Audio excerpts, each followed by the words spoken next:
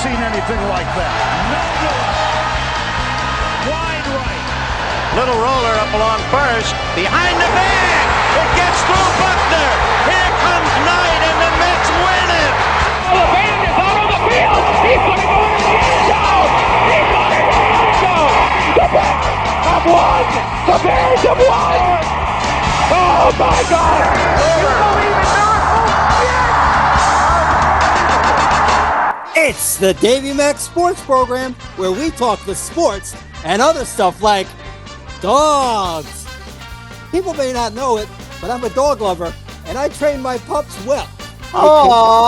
They could beg, roll over, and attack the local vagabond who keeps stealing cans out of my garbage cans. Oh. I'm Roy Harder, and here's your host, Mr. Eastside, David McDowell, baby. Eastside Dave. Eastside Dave. Thank you. Eastside. Oh, hey, buddy. Thank you so much. But this was the cutest introduction of all time. Yeah. And you had your dog. And which one was that, Honey? No, that was Oscar. I was Oscar. Yeah, that was Oscar. Now he's not going to annoy me for the rest of the show. Look at this guy.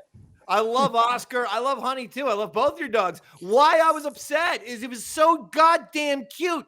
You finished it with, you teach them to attack the local vagabond who keeps stealing stuff out of your garbage can. So basically a down and out homeless man is just trying to rummage through, maybe, get a half-eaten piece of pizza to, feed himself. And you're teaching your dogs to attack that person.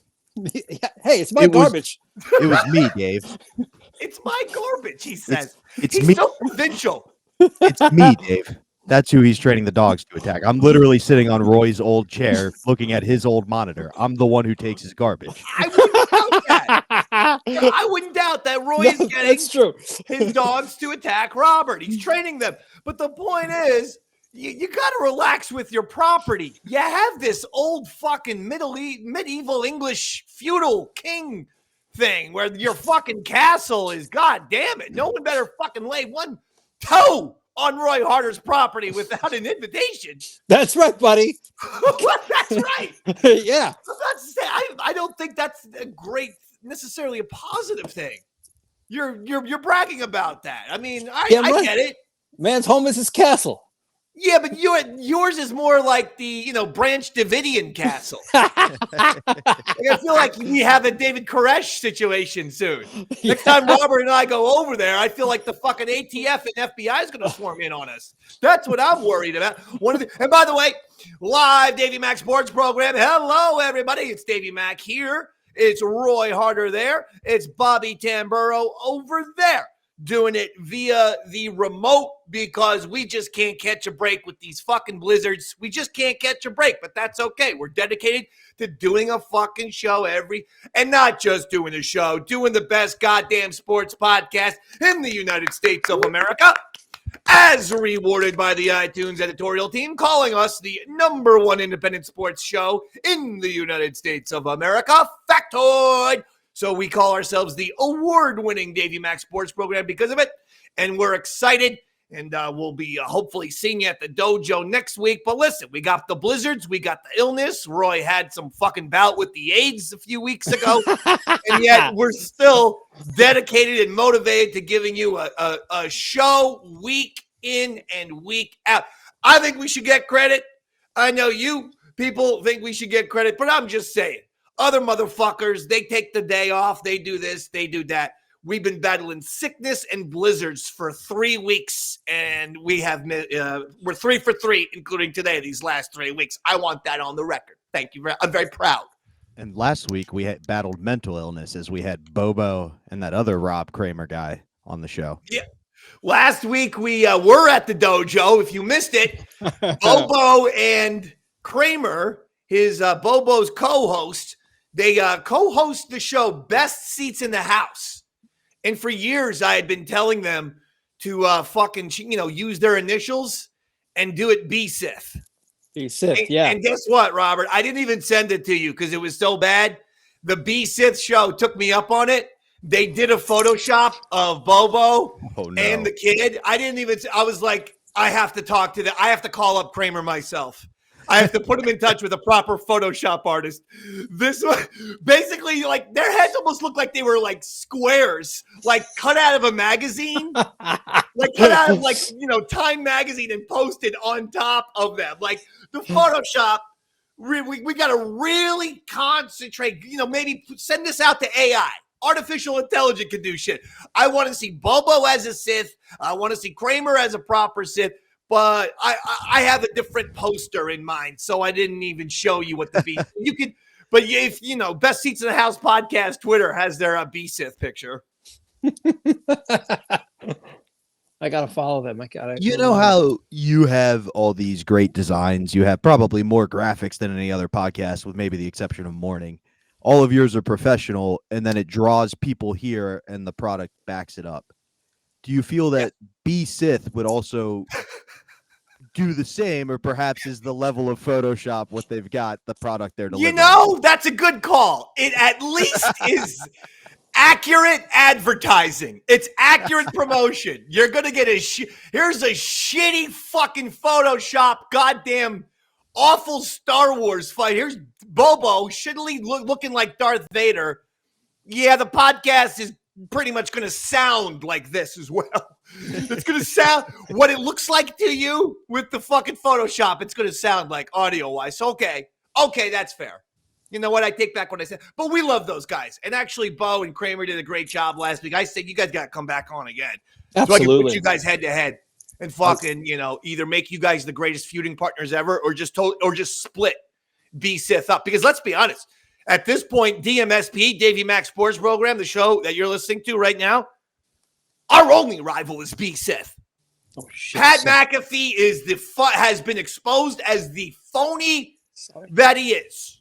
I am going to discuss this right now. Pat McAfee has flip-flopped back and forth, apologizing for the Aaron Rodgers, not apologizing for the Aaron Rodgers, saying Aaron Rodgers won't be here, then doing a fucking Davey Mac situation and inviting Aaron Rodgers the next day, even after you said he's not going to be there. At least put Aaron Rodgers in a luchador mask, McAfee, if you're going to rip off the Ryder gimmick. Did you hear what they're doing next week, Dave? No, what's he got? Rodgers is going to spin the hits against AJ Hawk in a loser league town match. Yeah. McAfee just hired a fainting black guy for his first producer. So now he goes back on and he's like, everyone hates me. Now he's doing the fucking Crimea River, Fiddle Me Timbers, fucking the left has canceled me, the right has canceled me, all political parties have canceled me. And I'm just a pro trying to do the sports. And it's like, McAfee, you're not edgy, you're not controversial, you are not George Carlin or Richard Pryor. Don't think you're some kind of free speech fucking guy. You are not doing 60 Minutes interviews over here. You're just a total fucking clown who's been exposed as being a shitty punter. Not a good podcast host. You're a shitty punter who got lucky because you ripped me off. My vibe and everything my show does. And, these fucking phonies at ESPN or whoever always looks for the non-authentic fucking version because that's the safer version. That's the version they can control. That's the version they just controlled by forcing him to read an apology on the air, which then got him hated by everyone. The point is, and I'm not going to dwell on it, but McAfee he's done. Now fucking apologizing to everyone and claiming that everyone's canceling me. Roy, this fucking asshole just got $100 million from ESPN for doing the Davey Mac Sports Program. And he's whining. Yeah. He's whining about being canceled. We've been canceled a long time ago. Cancel, yeah. Pay me millions of dollars not to show up on ESPN. I'd love to be canceled like that. I know Roy Harder would too. Yep, straight. Now I'm sick and tired of it. And to further protest Pat McAfee, I have my tie. This is a visual thing. Yeah. My tie is always down. But when you go to the piss, when you take a piss in a proper men's urinal, your tie goes up. That's right. Because I feel that Pat McAfee is just piss personified. I will now do this as a protest. Anytime you see this, it's a Pat McAfee protest. This means Pat equals piss. You know what? Piss McAfee. That's my new name for him. Piss McAfee. Chris Pepper Stanley would love that joke. He always liked piss jokes for some reason. I don't know why. He thought the word piss was funny. So I'm going to text Pepper after this show. Hey, from now on, call him Piss McAfee. He's going to give that a huge fucking thumbs up. Hey, you know what else I do when I go to a urinal, David, other than flipping my tie? Good. Something very important. Yeah. Every gentleman takes off his shoes when standing at a urinal. At a urinal, because I don't know if you know this, but the pee-pee, kind of spritzes around and tinkles on your shoes a little bit too. So it's best to keep your shoes clean and remove your shoes when standing at a urinal. Your fucking socks are drenched in piss. Yeah, What the fuck is the matter? We never failed to learn something extremely disturbing about Roy Harder. Well, every fucking week. that I've just known makes you athletes forever. And at this point, it's more insane fucking confessions. Don't forget, you wash your socks. You do not wash your shoes, David. Robert. Also, don't forget. Robert, do you do this? Hold on, Robert. Address this. You won for 2 seconds. Entertain the idea of taking your shoes off at the urinal, would you? No, but that's more to do with my hobbit feet, less to do with the urination. I mean, at home, if you dribble a little on the floor, you wipe it up with a sock. That just fights athlete's foot. Tough acting tenacity. Yeah. I also remove my shirt when I'm taking a shit. Okay, that's it. Let's not get started on that. Costanza. Listen, Costanza, I'm moving on. The fucking NFL playoff. And wet socks are the worst, Lucy. I agree. That's why I firmly denounce Roy Harder's shoes off at the urinal fucking mandate. Do not do that. Not if you want good foot cleanliness and foot health. Kevin Flynn says wet socks are the worst. You really struck a chord there, Roy. Everyone agrees, wet socks are the worst. And they're just saying wet socks as if like it's water. They're not saying wet socks as if it's piss. Dave, you know how you came up with such a funny thing with Piss McAfee? Yeah, that's good. What if you started calling the Red Sox the Wet Sox? Yeah, let's do that. You're 2 for 2 today, baby. You're on fire. Sox. Roy, you got to move to Boston. Your favorite team's going to be the fucking Wet Sox. And you know where the fucking Red Sox play? Where's that, David? Fenway Piss. This is the stupidest fucking humor I've ever. All right, hold on. This really is Chris Pepper Stanley humor. He loves piss jokes. I'm telling you, that's actually a real thing. All right, NFL playoffs. We're doing this show on Sunday. So yesterday was Saturday, and let's get to it. Ravens crushed the Texans 34-10, and Lamar Jackson. It was 10-10 at halftime. Although Ravens defense looked great with the touchdown that the Texans got was a punt return for a TD, and then in the second half, Lamar Jackson was absolutely on fire, looking tremendous. 34-10 is final, and Lamar is a game away from getting to the Super Bowl. And I think that game got a lot of pressure off of Lamar Jackson. Bobby, since you know a little bit about sports, is Lamar Jackson going all the way? Is he going to the Super Bowl this year? He's in the AFC Championship. I think he's going to do everything he can to keep his team there. But when it comes to clutch plays, we've seen like the Dak Prescott era. We've seen things like that. I don't think he's that clutch quarterback that can take over a game with his arm. I think he's going to have to be with his legs. Yesterday he was great at both. Yesterday he ran. But he was throwing. He was throwing accurately, in fact, and throwing well. I think he needs his leg game. As long as he's able to move the ball and his offensive line stands well for him, I think he has a good shot of getting to the Super Bowl. But if the offensive line doesn't block well for him, it's going to be a long day for the Ravens. All right, fair enough. Roy Harder, you can be brief since you probably don't know who Lamar Jackson is. Is he getting to the Super Bowl? Sure, why not, right? He sounds like he's got a Super Bowl kind of name. Lamar Jackson, it sounds like a winner.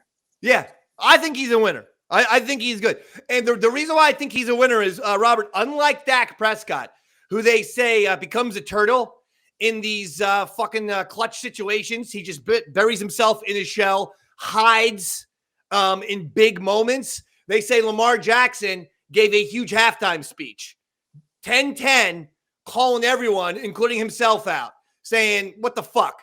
It's 10-10. We are not losing this fucking game the way the goddamn Dallas Cowboys choked away their fucking postseason this year. That ain't happening to us. And he was in people's faces saying we have to come out here in the second half and kick their fucking ass. And that's exactly what they did. That second half, they won 24-0. I gotta give Lamar credit on that. You know, he's a team leader. And that's exactly what Prescott is not. And that's why he fucking sucks. And that's why the Cowboys can't stop choking. So I'm with Lamar Jackson right now. Number 2 game was the 49ers versus the Packers. The Niners were down. Had to come back in the fourth quarter, score a bunch of unanswered points. They did. Brock Purdy led the way. You know, was able to come back. McCaffrey made some beautiful plays. Final score, Niners 24, Green Bay 21. So the Niners will be headed to the NFC Championship game. Brock Purdy, Bobby, can he continue this? Will we see him again? And I think everyone knows the story very well by now, but let me just reiterate. Roy Harder, this guy's nickname is Mr. Irrelevant. It's for the guy who gets chosen as the very last player in the NFL draft. 7 rounds. I can relate. 32 teams. And he was chosen last. And Purdy, a game away, again, for the second year in a row, to going to the Super Bowl. Bobby, does he go to the Super Bowl? I think so. But again, I don't think it's going to come down to Purdy. I think it's going to come down to the X factor on that team that is Christian McCaffrey. I mean, he is. Don't forget they got Kittle and Deebo Samuel, too. Absolutely. I think they're going to do their job. But who scored the game-winning touchdown last night? I believe McCaffrey was there. Kittle had a big game, though. Kittle had a great game. Purdy had a great game. Everybody, but my point is, I think McCaffrey is on a mission. He was in Carolina. Everybody went. He's kind of like Kevin Garnett. He's on a terrible team. He's the best player, so he looks better. He wants to get that ring. And I think he's going to have a huge play at some point in this championship game that ices it to get them to the Super Bowl. I think the only way that Purdy and the Niners lose is if Purdy throws a couple picks. And I do think that there's a chance of that. It's not, he is a great quarterback, but ironically, he is like Montana, and that his timing needs to be perfect because he does not have a strong arm. We can all see it for our eyes. We can watch TV and see he does not have a strong arm.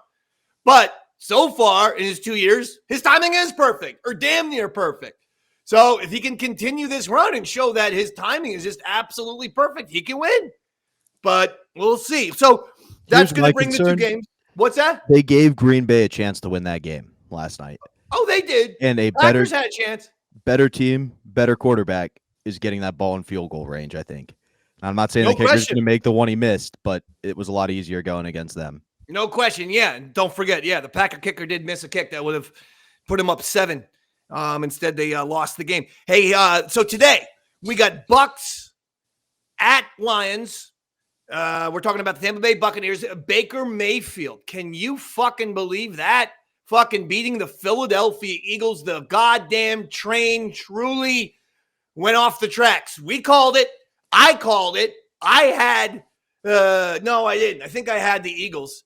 I don't know what the fuck happened there. And we'll address the head coach of the Eagles in a little bit. But that was embarrassing. The last 7-8 weeks for Philly was completely embarrassing. Having said that, the fucking Baker Mayfield magic ends today. The fucking clock strikes midnight on this commercial pitch, man. Fucking Lions, Dan Campbell, former Giant. Let's go. That's who's winning. Bobby, who's winning? Logically, I go with you and think the Lions, but in my heart, I'm a Baker fan, and there is a strong Cleveland tradition of our players leave and do great things elsewhere, especially in baseball. So I'm riding the Baker magic all the way to the championship. Holy shit. You think, well, all right, Bobby's going Bucks over the Lions in Detroit. Roy. Lions, King of the Jungle wins every single time, David. No questions. No question about it. I mean, Robert, the fact of the matter is a lion would definitely eat a buccaneer because that's just a person. That's just like a pirate. And if you put a lion in there against a pirate and say like the octagon, Dana White has the opportunity to do this. The lion's going to win, Bobby. Sure, in the octagon, but let's take it out to sea. Let's see that big pussy tread water for a while. I'm taking the Buccaneer. You didn't say the lion can't get a boat. Can the lion get a boat? Let's do naval warfare. The Buccaneer versus the lion. No, but what I am saying the fucking pirate time. If you fucking have a Buccaneer, it's got to be single person boats. You have a Buccaneer, right, sailing his little stupid fucking boat. We are allowed in this competition to put the lion on the boat. And then you sail the lion's boat next to that guy's boat. The lion can then just jump. He pedal away. The lion can jump onto the other guy's boat and eat him. Or they could have a nice conversation and he could realize that the lion's a metaphor for his fear. And he overcomes the lion like The Life of Pi. I never read that book, but that's what the Spark Notes told me. I mean, that's going to be just fine if the Buccaneer is high because lions can't fucking talk, Bobby. Or swim. Only you. Yeah, I mean, only you and fucking high pirates think lions can talk. So if the guy tries to sit down and have a conversation with a lion, he's probably going to have his face eaten off. I've been given some bad news, Dave. Apparently lions can swim. We thought we were safe, but oh boy, we're fucked. Yeah, lions can swim. Gotta go with the lions. Do you not feel, though, that the emotional high of winning your first playoff game in so many years, I feel like they may be distracted. Like they may feel like mission accomplished. Do you not feel that at all? I don't. I think that the one thing that Dan Campbell is really good at is having his players ready to go, ready to play mentally, enthusiastically. I think he's the team emotionally is always ready to fucking go. It doesn't mean that they always win. You know, fucking Goff goes out there, makes some knucklehead throws. He turns the ball over. That's a different story.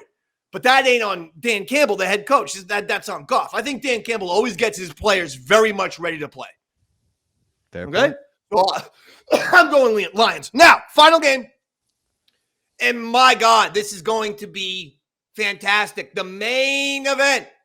These guys keep matching up in the regular season. Their games are phenomenal. They match up in the playoffs. Their games are phenomenal. Patrick Mahomes and the Kansas City Chiefs on the road for the first time in their playoff lives. Patrick's playoff life, I should say.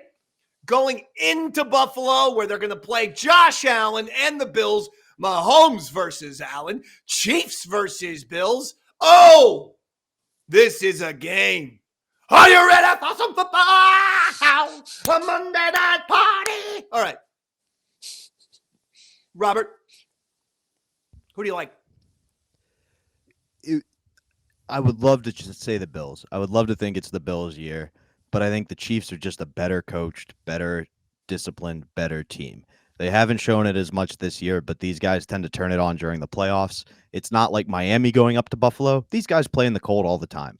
Good point. It's not going to make a huge impact. Andy Reid's known for winning games in the cold. He's built like a walrus. He's got that blubber. It's not going to affect his coaching as much as the other team's coach who's going to be cold. So you're going Chiefs? Give me the Chiefs. Give me Mahomes. Wow. I think they're going to be the reason for the teardrops on the Buffalo's guitar. Whoa. If these fucking poor people can't win, can't beat Mahomes today, today's the time. It's time that Allen and the Bills get past this fucking Chiefs hump that they can't get past. This obstacle in their way. They have to win. Roy, who do you like? Well, I like the Chiefs because I never met a guy named Bill that I liked. Oh! So I'm going with the Chiefs on this one. Yes, David, the Chiefs. Wow. So Roy's going Chiefs. I'm going Bills. I'm going to disagree with Robert and Roy. I'm going Bills. I just gave you my case. It has to happen. If it doesn't happen, listen up, Buffalo. Your team will never win the Super Bowl. even if it's the year 3000 AD and somehow human beings have not blown up the planet, which I find to be, that's chances are more than likely we're not going to be here in 1,000 years. But let's just say that we're here in 1,000 years. The Bills still will be looking for their first Super Bowl in 3024 AD. Anno Domini, year of our Lord. That's what will happen. They have to win. This year, the Bills are better. Now, both teams are 11-6. But the Bills, the way they finished this season, winners of whatever it was, 5-6 in a row, and a playoff win under their belt. Josh Allen, right there with Lamar Jackson as NFL MVP. They have to win. This is a better team. They are better than they were last year, and the Chiefs are worse than they were last year. And don't forget, Buffalo had the lead with whatever fucking, what 20 seconds to go? 20 fucking seconds to go. And the Chiefs had to get a fucking, kickoff, whatever, the fucking thing went out of bounds or bullshit. Mahomes pass, field goal, done. They got to win today, man. Now, let me discuss Nick Sirianni, who on the Davey Mac Sports program predicted that Nick Sirianni's act would get fucking old quickly, where this team will stop playing for him, and it will only be a matter of time before he is fired as head coach of the Philadelphia Eagles. Oh boy. That's right. I fucking told you that in September of this fucking year. I told you that. I told you that Nick Sirianni has a lot of red flags. If you're two a per head game. coach, He only gets two a game, like everybody else. 2 red flags a game. no, come on. I'm talking about red flags, warning signs that you're a fucking asshole. If you are a head coach, and you do this shit, it's the GIF, the meme that's everywhere, where the NBC, I think, camera is going past him. They're going past him on a shot, and he's doing this head thing. He's going like this. And it's a meme. It's a GIF. It's a GIF. Whatever.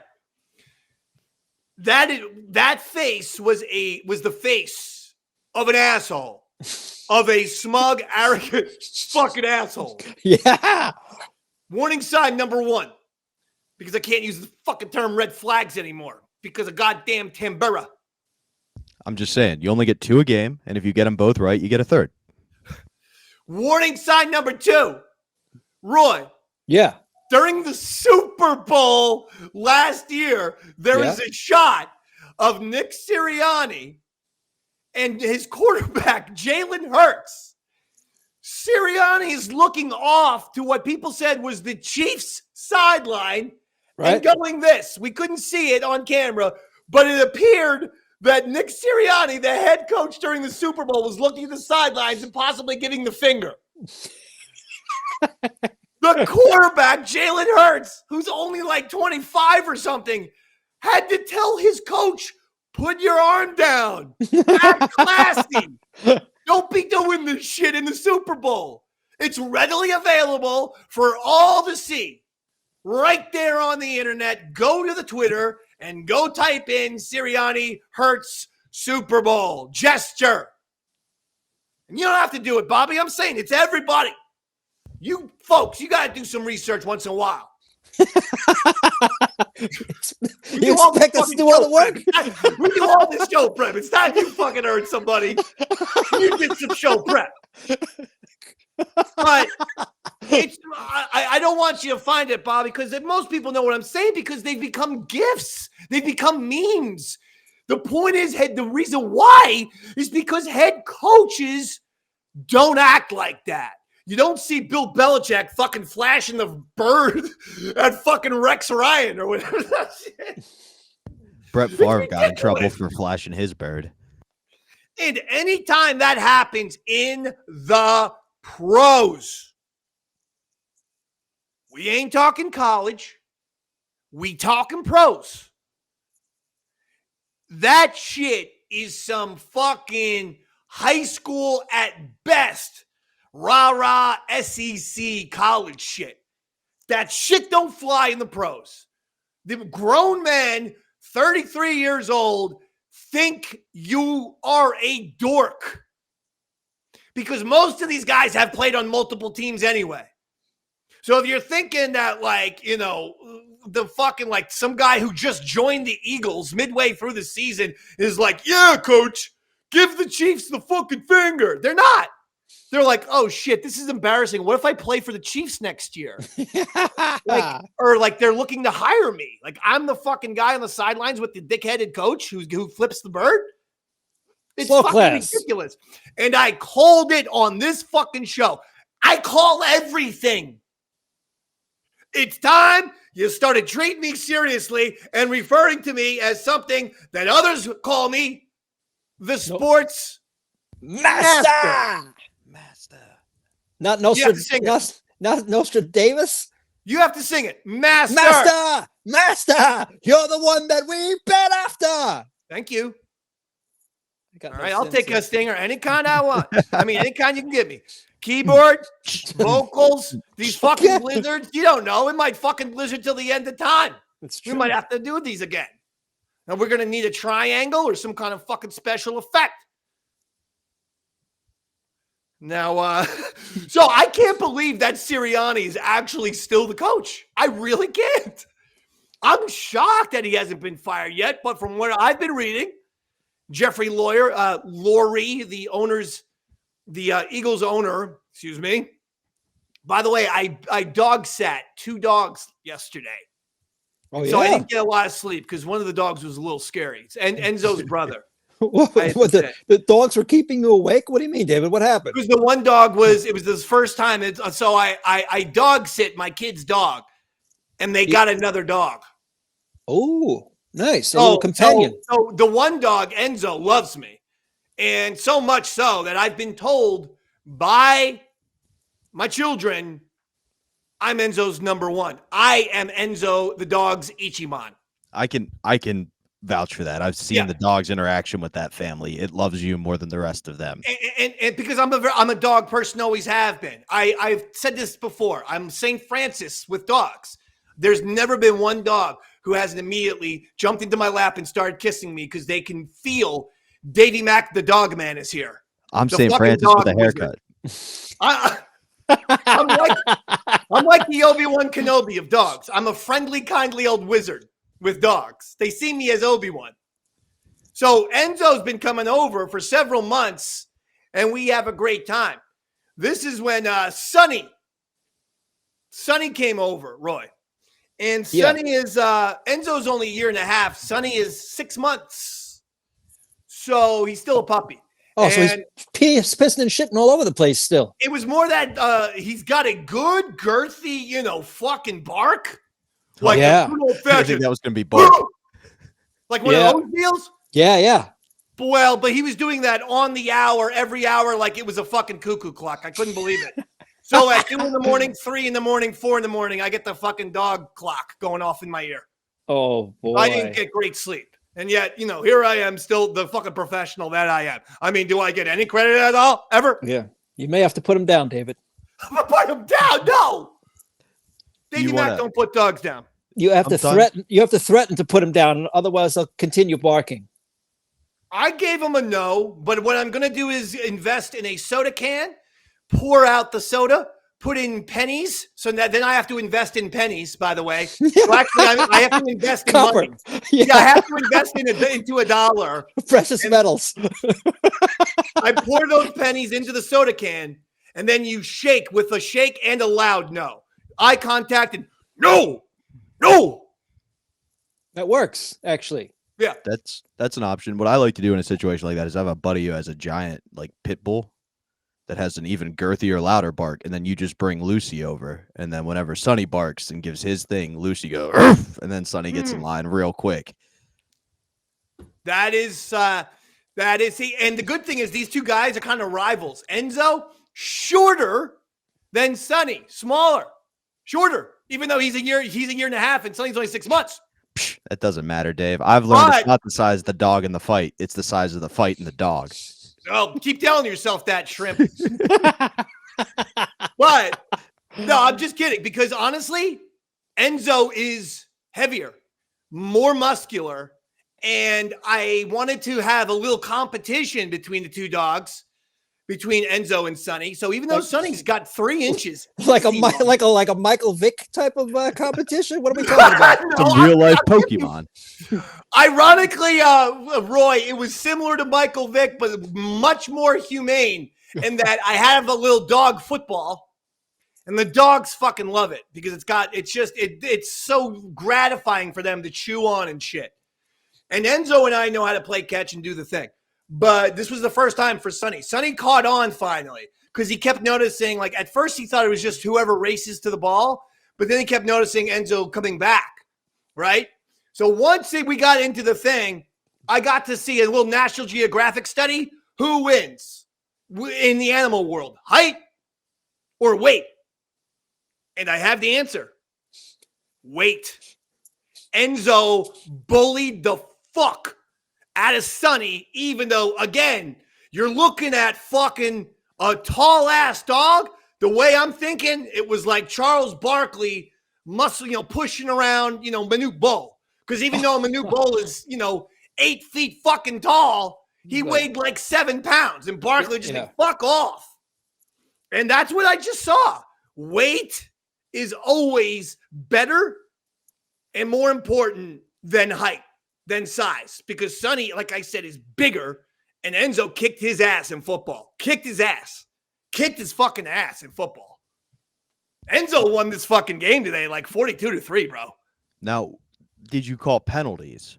Or was like Enzo allowed to make helmet to helmet and just bully no. with their contact within the first 5 yards? You get the ball. Whoever gets the ball and brings it back to the sports master's hands gets the touchdown.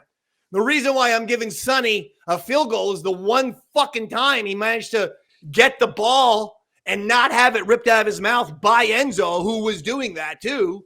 So not only was Enzo beating Sonny, but then the occasional time where Sonny would win and get the ball first, Enzo would just run up to him and fucking grab it out of his mouth.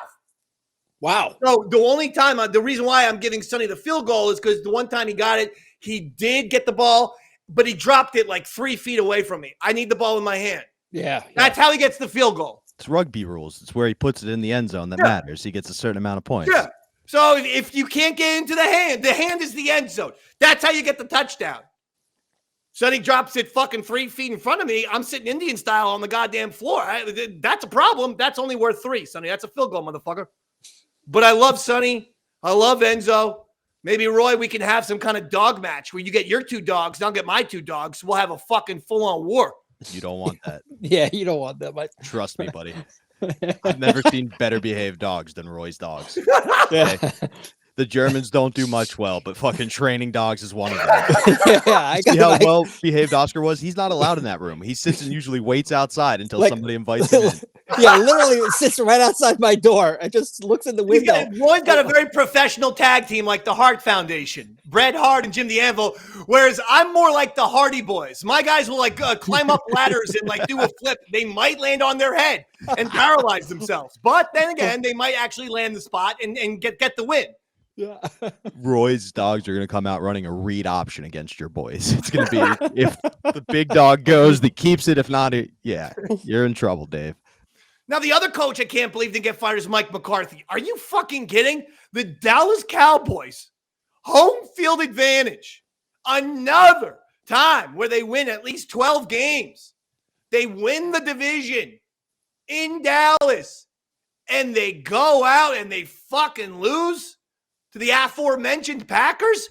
First of all, how is Mike McCarthy, as of Sunday, today, how is he still coaching? I think I know, Dave. Tell me. So the only other Mike I know who kept a coaching job that really shouldn't have was Mike McQueary. And what he did is he caught Sandusky doing bad things. Now, we know Epstein's flight logs are in the news. I think Jerry Jones went to Epstein's Island, and Mike McCarthy knows of it. Hold and it. is blackmailing him. Hold it. This is not, the Piss McAfee show. Okay?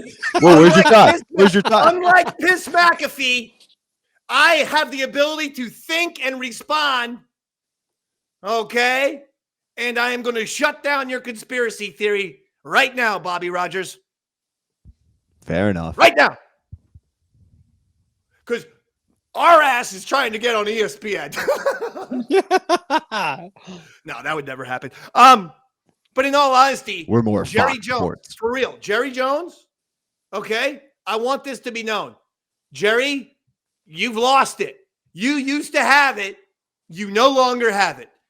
The Jerry Jones that I knew would not be okay with postseason fucking disaster after postseason disaster. What's wrong with Jerry Jones? Not firing Mike McCarthy? Why? Jerry, fire him by Monday sundown, or you have lost control over the Dallas Cowboys. And if I'm a Cowboys fan, why do I pay this money for these tickets when my owner clearly isn't taking this shit seriously? Because he's not. If only McCarthy looked like a ferret. Exactly. See, that's my point. You know, that's why I'm all over Hal Steinbrenner's ass. Because of Brian Cashman. Because I don't know how Brian Cashman is still the general manager of the New York Yankees. And this is one thing I will speak on since I'm a Yankees fan. I still don't know how. Now we're learning that after the puzzling signing of Marcus Stroman, if basketball has their fucking nut in Kyrie Irving and football's got their fucking nut in Aaron Rodgers, baseball's got their fucking nut in Marcus Stroman, and yet this is the guy Cashman fucking signs. Then we learn from Marcus Stroman, he completely pimps out Cashman. He fucking makes him look like a little fucking asshole. Stroman gives a goddamn interview to the New York Post, and he says, oh yeah, Cash and I are cool. He apologized to me. So he had a private conversation with Brian Cashman, and he got Cashman to apologize to him. Marcus Stroman has been bad-mouthing the Yankee organization for 4 years. He's been shitting all over the Yankee organization. He's been shitting over the Yankees. He's been shitting on the Yankee fans. And Marcus Stroman got Brian Cashman to apologize. Do you understand why I say fire that ferret? Brian Cashman, fire his ass, Shizer, Roy Vogelstinger. Shizer, you're the one that we despise. I'm not taking it. I'm not sitting here and taking it. I take a lot of shit. We should get Stroman for the show. It seems like you and him have a lot of similar viewpoints. I would love to interview Marcus Stroman. So you're First putting it out question there would be- right now. You would love to have him open invitation. You reach out. You be the producer. I will sit down with Marcus Stroman because my first question would be, what the fuck is wrong with you? That's going to be question number one. Do you think by the end of the interview you'll be apologizing to him? Yeah, probably. You know what, Mr. Stroman, you brought up some great points. I'm really sorry I said that to you. Plus, he is a professional athlete with neck tats. I think now, these days, any professional athlete, neck tats, my mind goes to Aaron Hernandez. And since Aaron Hernandez legitimately murdered 3 people, if you're a legitimate athlete, that means you train all the time. You have the neck tats, that means you're crazy. So, yeah, I probably would be a lot different if Marcus Stroman. I'd probably be a lot closer to Piss McAfee. Being like, yo, bro, everything you say is fucking deep, Marcus, man. Yo, Marcus, man, you got some deepness in that fucking head, man. Do you ever do the fucking ayahuasca tube, man? Just like Piss McAfee. He does all that stuff with his face, right? Oh, yeah. He's definitely got some kind of tick. Hey, now, what I was thinking is what Piss does is he has a pro athlete on. And since you would be afraid of Stroman, what we could do is have Birdman substitute in for Roy because they kind of look similar. And we'll just tell Stroman that he's Roy Harder for the day. And you can just have the Birdman here to have your back. So, I'll give you one more thing about why I'm upset. The All-Star voting in the NBA. Hey, folks, I don't know what's wrong with all of you NBA fans, everyone at NBA on ESPN who's not Kendrick Perkins, because he's the only one in my corner. Jalen Brunson, the Knicks' unbelievable point guard, Bobby, despite your fucking face, isn't in the top 5 of point guards in the Eastern Conference. I'm not talking NBA. A point guard who's averaging 26 and a half points a game, 8 assists a game, 6 or 7 rebounds a game. Moreover, if anyone watches any Knicks basketball, and the Knicks are in the top 5 in the East, by the way, so they have a really good fucking team. But if you watch Knicks basketball, you would see how many clutch moments, how many big-time shots, how many fourth quarter fucking shots Jalen Brunson has hit for this team in the year and a half he's been in. Last year was his first season, Roy. This is his second. And for a year and a half, including the playoffs last year, all he does is come up big in crunch time, plus has the regular season numbers to prove it's 26 and a half points a game as a starting point guard. Are you fucking kidding? And he's not in the top 5 in all-star voting for point guards in the Eastern Conference? Go fuck off. You know who's there? Damian Lillard. You know who's been a fucking major disappointment on the Milwaukee Bucks? Damian Lillard. Cut the shit. Sick of it. I feel like people outside of Charles Barkley on TNT and Kendrick Perkins on NBA, none of these motherfuckers have actually sat down and watched the Knicks. I saw some fucking, with all due respect, bitch fucking called Becky Hammond, some former WNBA coach on regular NBA TV, shitting on Jalen Brunson. She said, well, here's the problem with the Knicks. They have a nice little team, but they don't have that dude. They don't have that dude. I'm like, hey, Becky Hammond, maybe get your fucking face out of other chicks' twats and watch some professional manly basketball every once in a while. Because if you had watched the NBA for the past year and a half, you would see that Jalen Brunson is that dude for the New York Knicks. All he's done is hit one game-winning shot after another. Many of them game-winning threes. Becky, hey, stick to the WNBA, you fucking asshole. Oh. And that's not misogyny. She is not informed.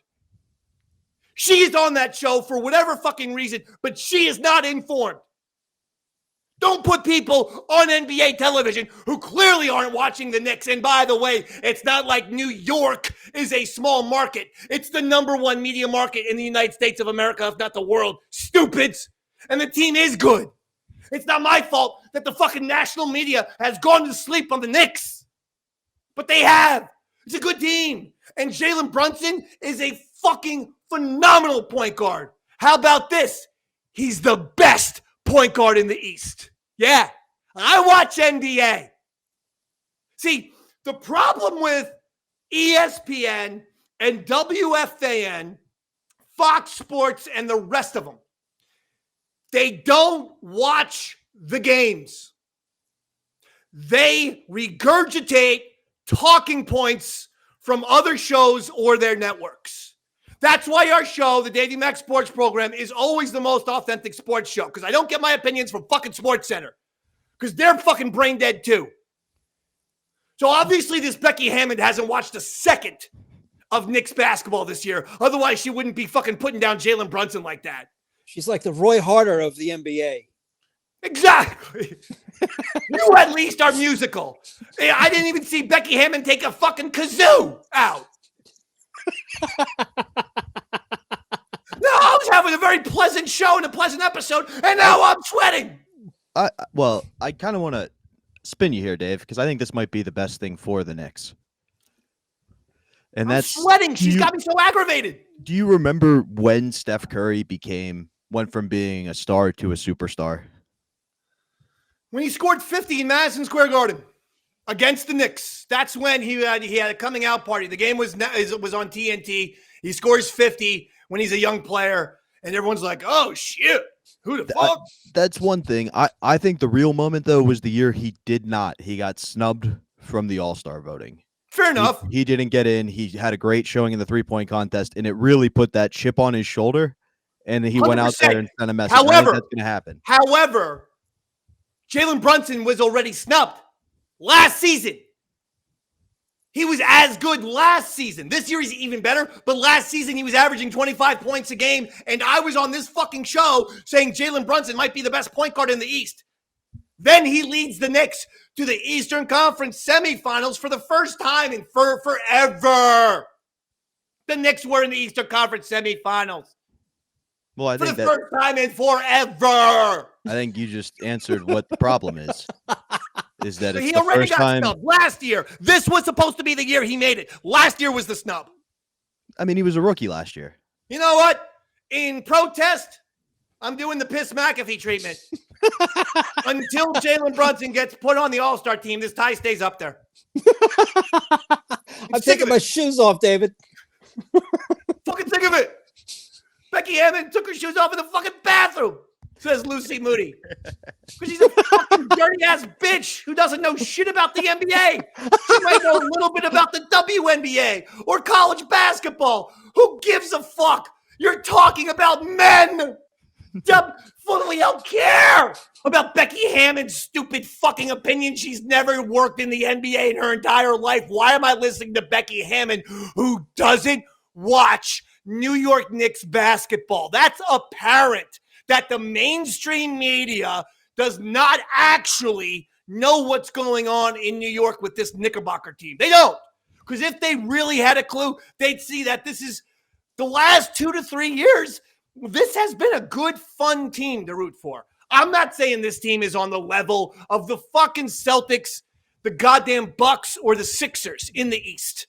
I'm simply saying that they're a top 5 teams in the East, and they're playing like it. And Jalen Brunson is playing like an MVP candidate, and he can't even make the fucking All-Star team. God damn it. Easy, Dave, easy. No, Ed, as I'm speaking out loud, I started to get fired up again. He's playing like an MVP candidate, and he can't make the All-Star team. Remember, you have neighbors. Here's the only way Baker Mayfield beats the Lions, by the way. Call back to the Baker Mayfield Lions prediction. Ready? That was a visual joke for Robert and Roy and fantastic kind people deciding to join us on the live stream. All right. I'm better. I had to get that off my chest, and I want to watch some playoff football now. Okay? Yeah. Robert's going to send me this show at some point, and we'll upload it on YouTube, and we'll upload it on MP3, and you're all going to say yet again, boy, what a great episode. So much better than the Piss McAfee show. And we got another surprise for you. I'm not going to say what, but I believe we got another thing dropping on the patreon.com/EastSideDave imminently. Maybe today, I think. I mean, I wouldn't say that. Roy, I was literally staring at him, looking for him to say something. I knew you were. I thought we weren't going to say. Yeah, I would hope tonight, maybe tomorrow morning, early sometime, depending. Who knows? A lot of football today. A lot of editing. That's right. There's a lot of football. Get to work. I have faith. If you do this on Friday, I'm going to sell you $50. Ooh, I like that. Yeah. I like that, Daddy. That's big time money right there. There's some This incentive. is the MSP money right there. $50 bucks. Dude. I'm in. Let's get this It done. cost me $40 a month, Roy, just to host this specific show on Libsyn, our podcasting network. Libsyn has fucked me in the ass. We're here, Roy Hotta. Why? What's going on, buddy? Because I can't combine the accounts and have one master account. $40 for the DMSP, $40 for Yaddle Chattel, my Star Wars podcast, $40 for the Eastside Dave and Son Wrestling Show, and $40 for the Davey Max Tales from the Satellite episodes, which are put up a month after they are put up on patreon.com/Eastside Dave. That's, yeah. It's like $600. On that note, on Roy Harder's bad mathematical skills note, it's time to go. Robert, This Friday, I will be at the Shippensburg, in Shippensburg, PA, at the Parks Casino with Earl David Reed. Get your tickets. February 3rd, we'll be at Forksville Inn and Tavern. That's a fun show in the middle of nowhere. You lose service about an hour before you get to the lodge. And then February 9th, we are back at Phantom Power in Millersville, Pennsylvania. Awesome. Roy Harder. This Friday, Roy, you're fucking Pearl Jam. Roy's in the Pearl Jam thing. He sent me Jeremy. Holy shit. That was spot on. Yeah, thanks, David. But this Friday night, the 26th, I will be with my band with Shauno called Torpedo. We're playing at the Spotlight Art Bar in Huntington, New York. That's Spotlight Art Bar. I guess that is in the Paramount Theater. It's a little side stage they got there. What is Torpedo? Torpedo is my post-rock instrumental band. And then the following week, Saturday night, we're going to be playing at Shannon Rose in Lynbrook. That's Saturday the 3rd. And then what kind of music? It's rock and roll, no vocals. Yeah, no vocals. It's all instrumental. We do like wacky. It's kind of cool. And it's original compositions. It's all original. Yeah. Sometimes we play like some wacky movie film soundtracks from like the 60s, from like French foreign films. We kind of interpret them in a rock and roll setting. And I play accordion with this band as well, and as well as doing all the electronics. Shauno is in the band playing drums. Yeah. Why don't you ever play in New Jersey? You're so Long Islandish. Yeah, I know, right? Well, who knows? Maybe with the Pearl Jam band, we have our first gig coming up in April. So good. Who knows? Hopefully we'll do a rap gig at some point. Awesome. Hey, I got to give one quick. I myself am giving a shout out to the gentleman behind me, Billy Mitchell, won a big court case in which the Twin Galaxies scorekeepers have reinstated his scores. So I went on the old Twitter machine and gave a nice congratulations to our good buddy Billy. We're still close friends. Roy, he calls me on Monday, Martin Luther King Day. I don't know why that detail is important, but I was off. It was Martin Luther King Day. Billy Mitchell calls me. He's got his son on the phone. Congratulations to his son, Billy Mitchell Jr., just graduated West Point. Oh. Yeah. Nice. Yeah, nice. He's an officer. He's a lieutenant. Yeah. Now.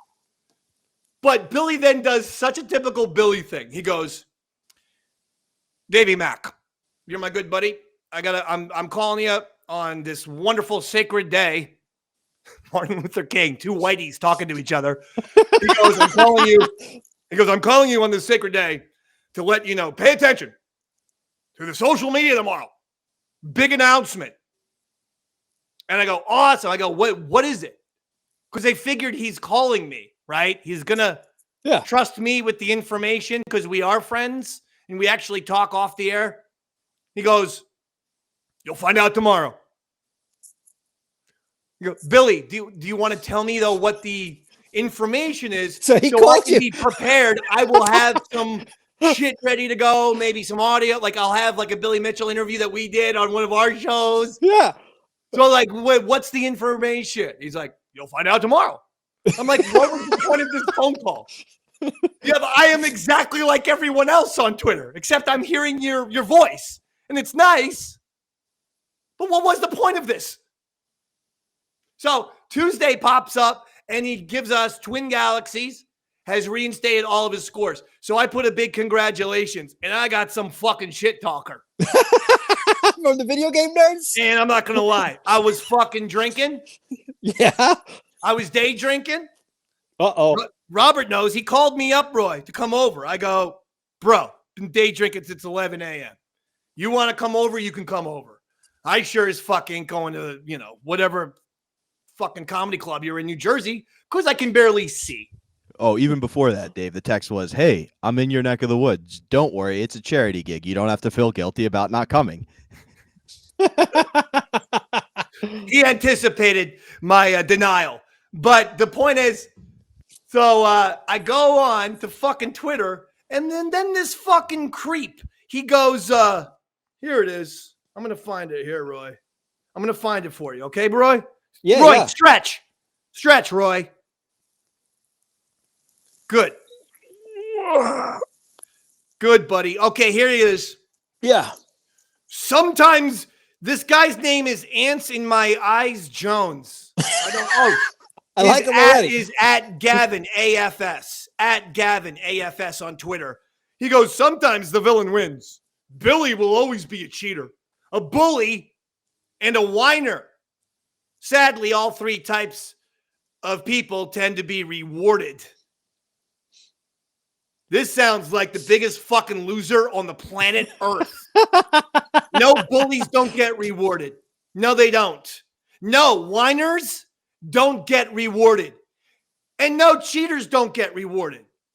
When someone wins and they accomplish something, it's usually a cheater, a bully, and a whiner who complains about said champion being a cheater, a bully, and a whiner. In other words, Ants in My Eyes Jones at Gavin AFS. You're the bully, the cheater, and the whiner. You. I've said this before, and I'm going to say it again. The proof is in the pudding, and it's on documentaries. It's been captured on film. In 1982, in front of hundreds of witnesses and Life magazine and video cameras that documented it, Billy Mitchell scored 900,000 points on Donkey Kong, and no one scored that close in 20 years. And there was no way to cheat because they fucking set the video games out in the middle of the road. Now, it's 2024. I get that some of these fucking people want to be big stars on Twitch and YouTube and shit like that. The way to go about it, young man, is by accomplishing greatness and not trying to take shots at greatness. So you don't have to worry about Billy Mitchell coming after you. You got to worry about the Dave Man now. Don't try to fucking go on my goddamn Twitter and fucking think I'm not going to react. So, Roy, after that, I said, you can cry all you want, nerd. The bottom line is without Billy Mitchell, video games would cease to exist. Oh, Billy wow. Mitchell. I said there's no modern day video game pop culture without Billy Mitchell, just as there's no Nike without Michael Jordan. Strong All statement, facts. David. All facts. And guess what? This guy still couldn't deal with it. Look, dude, Billy's not going to make out with you for defending him. So here's my favorite thing. The second you defend another guy, the other person goes into the homophobia. You're either going to be riding his dick or making out with him. So this fucking asshole, that's your argument? I can't believe that you even engaged this So guy. I wrote, look, dude, just because you and whoever you like on YouTube has not achieved the minuscule fraction of pop culture fame that Billy Mitchell has, and then I give the examples. King of Quarters, Wreck-It Ralph, Pixels, AEW, does not mean you should be so jealous, nerd. And then he says, I'm fascinated by your devotion to a guy that cheated at Donkey Kong. That's what at Gavin AFS said. And you know what I said, Roy? Yeah. What did you tell this 12-year-old kid, David? Definitely who I was arguing with. Because they said things like he's not going to make out with you. Like that's a 12-year-old, isn't it? Totally. And now I feel terrible. Well, when he said, I can't believe your devotion to a video game cheater, I said, my devotion is to greatness. Always has been and always will be. Why am I a Mahomes and Steph Curry fan? Yeah. They don't play on the Knicks and Giants. I love greatness. Like Belichick and Tom Brady. You love greatness. That's it, Robert. Me and you, baby. Like Barry Bonds. You love greatness. I love it, baby. Like Mark McGuire. Anyway. You love greatness. I guess that was my plug. My plug became a mini tangent, a Billy Mitchell tangent. I apologize. Now it's time to go. I got to watch some football. Hey, listen, Roy Harder, thank you. Bobby Tambura, thank you. All of the Davey Mac Sports Program audience, we cannot thank you enough. We know sometimes we're at the dojo, and we're going to continue to be. Sometimes we've been at Roy's, and we're going to continue to be. Sometimes, unless Roy bans us. And then sometimes we got to do it here. And we may do these type of shows, but we're committed to doing great shows each and every week for you. And so we thank you for your support and following us. No matter where we go, you're always there for us. I appreciate you. He's Roy Harder. He's Bobby Tamburo. I'm David Mack. Good night, everybody.